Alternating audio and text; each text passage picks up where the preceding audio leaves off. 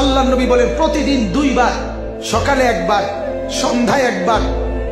আল্লাহ নবী বলেন আমার উম্মতের আমল আমার কাছে ফেরেশতারা না শোনায়, তাহলে আজকের সন্ধ্যায় যদি আল্লাহ নবীর কাছে ফেরেশতারা গিয়ে বলে ইয়া রাসূলুল্লাহ, আপনার উম্মতের আনিসুর রহমান আজকের সারা দিনে একটা সেজদা করে নাই, একবারও আপনাকে আপনার মালিককে ডাকে নাই, তো আল্লাহর নবী কি বলবে? মদিনার রওজায় কি বলবে নবী? হায় উম্মত, 23 বছরে আমি রাত দিন কাঁদছি। আরে হাদিসের মধ্যে আছে, হযরত মাওলানা নজরুল ইসলাম কাসিমি সাহেবের বয়ানে আমি শুনছি, উনি বলছে আল্লাহর নবী সাল্লাল্লাহু আলাইহি সাল্লাম যখন কবর থেকে উঠবেন, সর্বপ্রথম হাসরের মাঠে দাঁড় করাবার জন্য, উঠাবার জন্য ফেরেশতা জিবরাইল সর্বপ্রথম নবীজিকে রওজা শরীফ থেকে তুলবে। সুবহানাল্লাহ।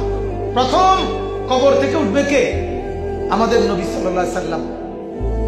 হযরত জিবরাইল যখন উঠবে, উঠাবে নবীকে, তো বলতেছে যে আল্লাহর নবী সাল্লাল্লাহু আলাইহি সাল্লাম তার কপালের বালু, কবরের মাটি মুছতে মুছতে আল্লাহর নবী সাল্লাল্লাহু আলাইহি সাল্লাম ইয়াকুলু ওয়া ইয়াবকি, নবীজি বলবেন আর কাঁদতে থাকবেন, আর বলবেন জিবরিল আইনা উম্মতি, আইনা উম্মতি, আমার উম্মত কোথায়?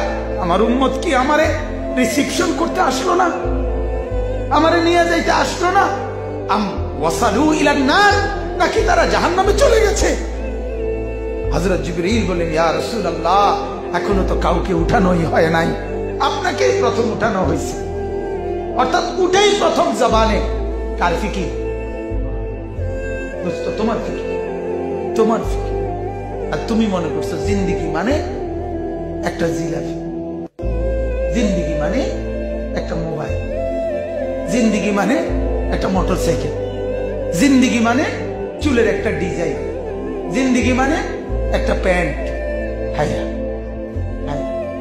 পরশুদিন আমি সন্দ্বীপ থেকে আসছি, আপনার পদ্মার বাজার বিশ্ব রোডের পাশে এক যুবক মোটরসাইকেলে অ্যাক্সিডেন্ট করছে, ওটা আপনার এই যে ভাঙ্গা পড়ে গেছে রাস্তার পাশে, তার আগে দেখি রক্তে ভাইসা গেছে, টাকরা জোয়ান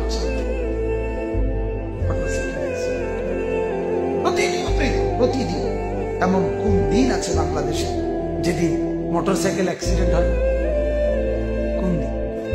তাহলে আমার ভাই, আমার বলার উদ্দেশ্য হলো আল্লাহ পাক রব্বুল আলামিন, ওই কথাটাই শেষ করছি, যে রাসূলুল্লাহ সাল্লাল্লাহু আলাইহি ওয়াসাল্লাম তায়েফ থেকে যখন ফিরে আসলেন, আসার পরে মক্কার কুরাইশরা এই 4টা কষ্ট হয়েছে নবীজির।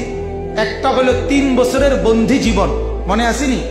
2 নাম্বার চাচার ইন্তেকাল, 3 নাম্বার স্ত্রীর ইন্তেকাল, 4 নাম্বার তায়েফের সমস্ত শরীর রক্তাক্ত। এতদিন দিল ভাঙছিল, এবার শরীরটাও ভাঙে গেছে। এরপরে নবী যখন মক্কায় আসছে, মক্কার কাফের কুরাইশরা বলছিল মুহাম্মদ, আচ্ছা তুমি একটাবার ভাবো, নবীজিকে কাফেররা বলছো মুহাম্মদ একটাবার ভাবো, তুমি যে বলো যে তোমার আল্লাহ তোমার সাথে আছে, তুমি কও তোমার 2 পয়সার ইজ্জত আসেনি? তোমারে মারতে মারতে শেষ পর্যন্ত ছোট বাচ্চারা পর্যন্ত ফাত্তর মারে, এরপরে কি আর তোমার কোনো সম্মান বলতে, ইজ্জত বলতে কিছু আসেনি? তুমি কও, এরপরে কি আর কারো কোনো দাম পাইনি?